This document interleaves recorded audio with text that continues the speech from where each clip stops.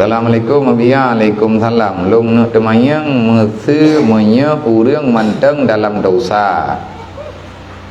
Puwa wate gemu doa ni ba Allah na geterimang doa agaknya li Allah.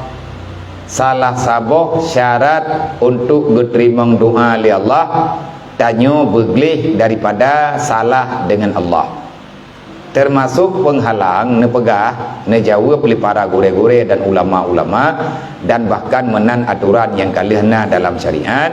Selama tanyo hamba menteng tapubut dosa, doa tanyo nyan getulak li Allah Ta'ala, artinya hana getunaikan, kan hana gedengar doa neterimang li Allah, artinya nedengar Allah Ta'ala, cuman yang hana neijabah. Ijabah geberi ada yang talakai.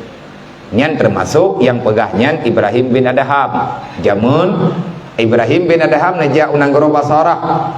Naya main unang goro basarah. Wate truk Ibrahim bin Adham unang goro basarah, nepreh le urang kampung. Gepejame agaknya. Tengah dua pegah-pegah ba urang kamun tamun karena katru ulama matamun ru urang kenan dua pegah ba.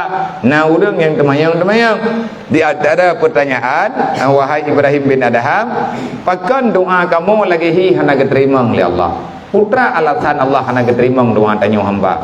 Nah jawab dari Ibrahim bin Adham, selama mantengna 15 macam salah kaprah tanyo hamba daya pegah hamba dengan Allah, Allah tetap betulak permintaan tayo. Termasuk taubat. Yang terbanyak lagi doa buka ampun dosa li Allah. Salah saboh penyebab Allah Ta'ala han geterimang doa tanyo manteng tamongon ngai iblis.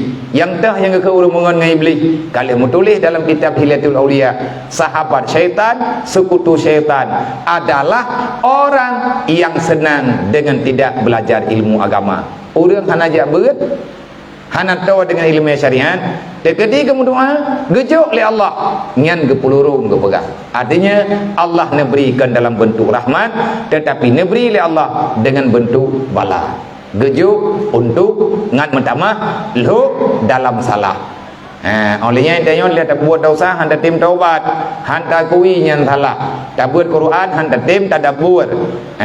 Tanyo tak pegah tak patih huruf kiamat, tapi mentang tak buat dosa. Tak patih na syurga, tapi hana galak teka amalan kebaikan yang nayu oleh Allah Ta'ala. Nyan bahagian-bahagian yang hana geterimang doa. Berarti menyatanyo mentang le salah taubat ile Allah, nyan menyatamu doa ngan bagah geterimang li Allah. Sebab doa yang tanyo baca dihalang li dosa yang kalih tanyo kena.